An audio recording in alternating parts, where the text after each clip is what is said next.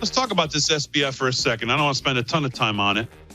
But as I've told you, and I continue, after seeing a couple more interviews this guy's done, I just think there's an evil story here that's not being told. The underlyings of this money, of the relationships, of this company, of this kid, his culpability in it. The idea that he is playing this stupid, and there's actually some people buying it. People in the financial world, in the TradFi traditional finance world, that are tweeting about how, well, I think I believe the kid. You think you believe the kid? Did you look? Did you watch some of these interviews? I mean, I don't know. I'm no body language expert, but I don't even have to be an expert to know some of these answers he's giving. I mean, there's no way this isn't the biggest fraud perpetuated on the world ever. Yeah. Think about as far as the financial fraud here. Yeah, think about how big an issue, and it was a big issue when it happened with his name just escaped me. The guy who did it in New York took to get the Mets owners and all that stuff. Bernie Madoff. When that story broke, oh my goodness, the world melted down because of this guy's Ponzi scheme and scam. And well, he was also in federal custody in about 4 hours too. Right. This has been this guy's doing interviews. He's doing he's traveling. He's living in his $130 million worth of apartments he bought down there with people's money. And he's telling people I should have done a better job at risk management. And there's people who are buying it. Yeah, and then he could not answer. He's sorry, doing Dave, this go ahead. mea culpa, saying he's down to 100,000 in one credit card. Yeah, right. There's no money left. Yeah, in his pocket. Because he's hiding all the rest. It's crazy. It's absolutely crazy. Let's look at, again, here you go. You don't take my word for it. You don't even need to be an expert in body language. Watch it yourself and see what you think. Cut one, G. Roll that. The FTX terms of service tell the people who signed up, none of the digital assets in your account are the property of or shall be or may be loaned to FTX trading. But you're saying that happened. My understanding is a few things happen.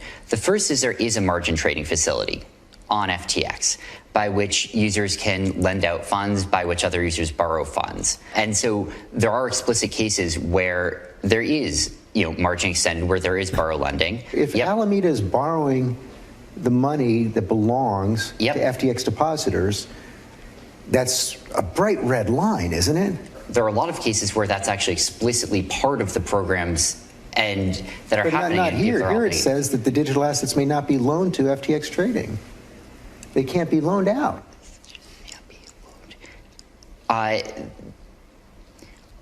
If she's in court and you're in court and she's under oath and you're under oath and you're asked, did you know that these funds were being funneled to Alameda, what is your answer? That's his answer right there. Exactly. I did not know that there is any improper that wasn't the question. Funds. All right, G, that's enough. Wow. I hadn't seen that. Again, you don't have to be a body language expert. You don't even have. You could be Joe Biden and figure out that he's lying. Anybody can see it. Yeah, that last part was as bad as what is the what do you call it? The Clinton definition of is. That's what that was. There are stories going back to March, that FTX was diverting money to the Ukraine, at least 60 million. But what concerns me is there's a very long list of Republicans that received money from FTX as well. Yes, there is. I have records of some candidates, from New York. A lot of them took money. And we know of for sure Joni Ernst. Yeah. She talked about it today. We know Mitch McConnell's name has come up. We know Kevin McCarthy's name has come up.